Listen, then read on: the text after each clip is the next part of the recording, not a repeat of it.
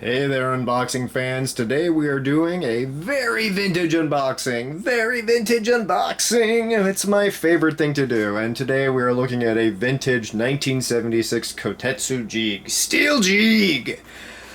I did not actually see this cartoon when I was a kid, but I was introduced to the Micronauts Magnemo line with Baron Karza and all of his friends.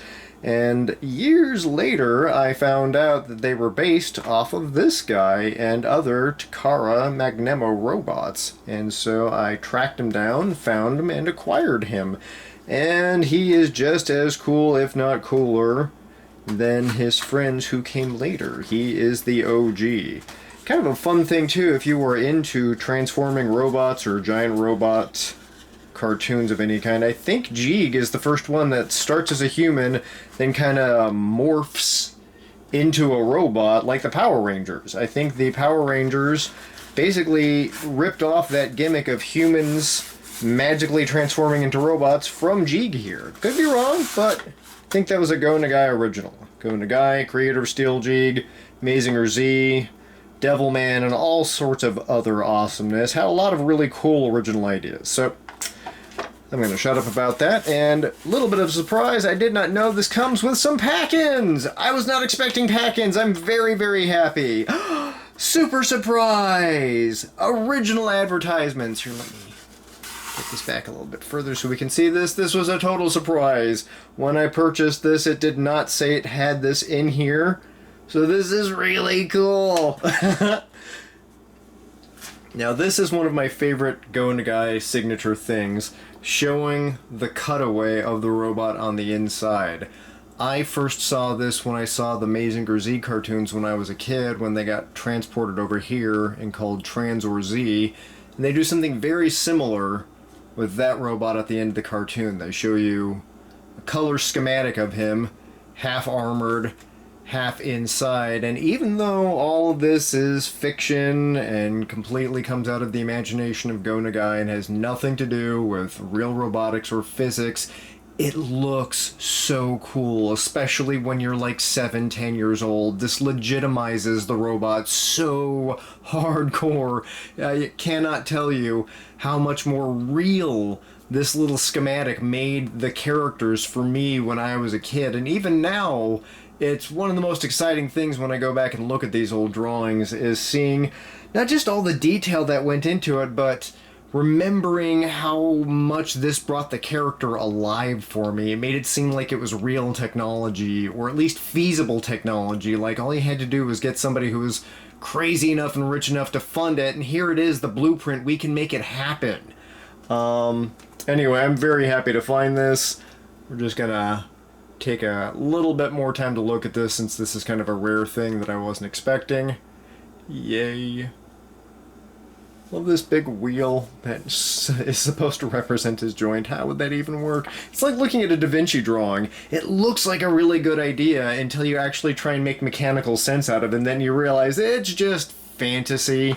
A lot of people don't know that, but Da Vinci's helicopters and his tanks and things like that would not have worked. Now, just were impractical with the materials, but if you look at the designs make no sense. The tops and bottoms of them don't match up, and there's just not any real mechanics in there. But like Go Nagai, he could create a beautiful piece of fiction on paper that made you really believe in the thing, even though it might not be possible. Alright, enough of that. Here's the actual figure. The Jeeg! Alright. Let's take him out. The OG Jeeg. Go Nagai Rocket Punch. Let's see if it still works. Yes, it still does! Thank you, Japanese engineering. What is this, 30, 45 years later? And that still works just awesome. This is also in really good condition. I'm very happy with how little wear this appears to have seen. This looks better than some of the Micronauts figures I got that were made later. So, well done, Japan, and everything. Here is close-up on his feet. I don't think I've ever seen this little crowned character before, but that's cute.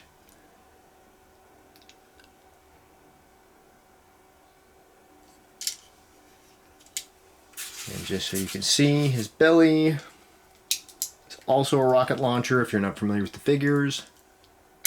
Yay, and I didn't lose it. And that still works too. This is so cool. This figure's basically perfect. The joints are a little rusty. They could use some TLC.